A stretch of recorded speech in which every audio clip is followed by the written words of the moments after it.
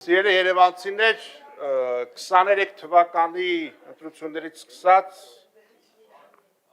այս դահլիճում շատ քաղաքական կամ քաղաքականին նմանվող խոսքեր են հնչել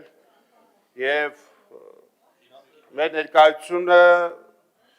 անշուշտ ջղաձգումների առիթ է տվել եւ պիտի արձանագրենք, որ այդուհանդերձ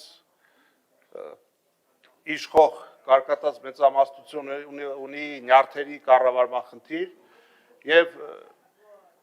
ակնհայտ է, որ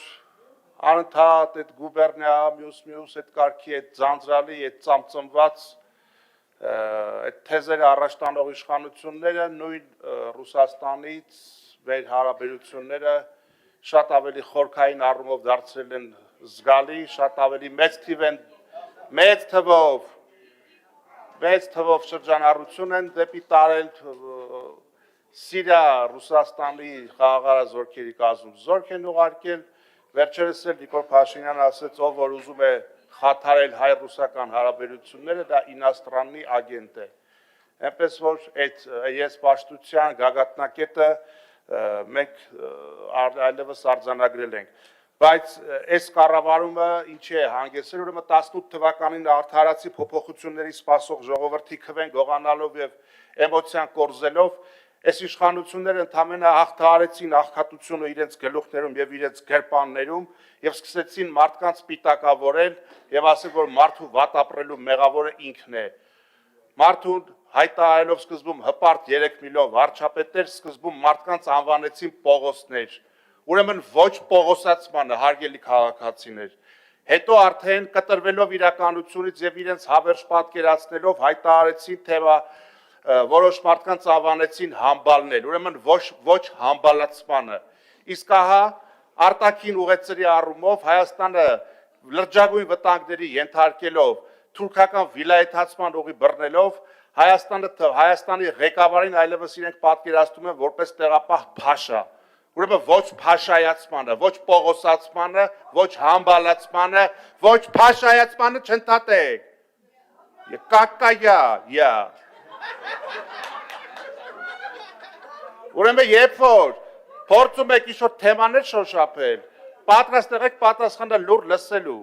Հակառակ պարագայում, սիրելի հայրենակիցներ, հարգելի երևանցիներ, բոլորդ էլ ամեն քայլափոխի տեսնում եք, ձեր գրպանը մտնելով, ձեզ տուգանքի մատերիալ դարձնելով, գույքահարկը եւ մնացած ծառայությունները թանկացնելով, քաղաքային բյուջեն ինչքան շատանում է, փոխանակ խնդիրները կչանան, խնդիրներն էլ հետն են շատանում, բա որ փողն էլ է շատանում, խնդիրները չեք կարողանում լուծեք, էլի կառավարությունից եք փող ուզում։ Ձեր բանուգործի անունը ստեղ նստած ինչ է, որ ընդամենը փորձեք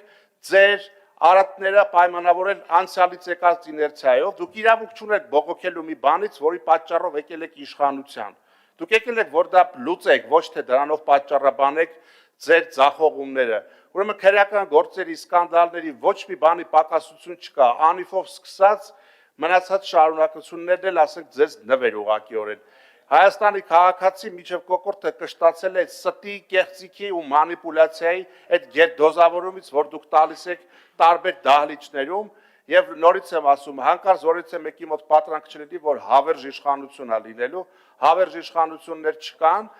եւ եթե դուք նախկին արատները դատապարտելով գալով իշխանության նախկին շատ արատավոր երևույթներ կրողների հետ պայմանավորվելով, հիմնադրամներին մուծվել տալով,